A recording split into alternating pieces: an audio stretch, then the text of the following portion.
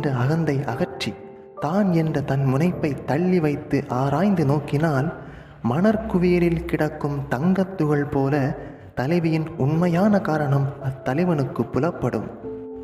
தலைவி ஊடுவதன் காரணமே தலைவன் தன்னிடமே தங்க வேண்டும், தான் மிஞ்சினாலும் துஞ்சாமல் கெஞ்ச வேண்டும் என்பதே. ஆனால் இவ்வுண்மையை உணராத ஆண்கள் தான் கொண்டவளிடம் ஏட்டுக்கு போட்டி நிற்பதும் ஆத்திரம் கொள்வதும் அவனின் புலவி நுணுக்கம் பற்றிய புரிதலின்மையை காட்டுகிறது. அந்த வகையில் ஆண்கள் ஒன்றினை உணர்ந்து கொள்ள வேண்டும்.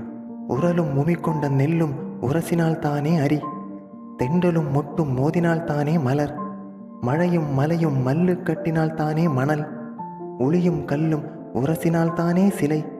மோதல் என்பது காதலின் சேதாரம் அன்று, அது ஆதாரம், கூடலின் ஆகாரம்.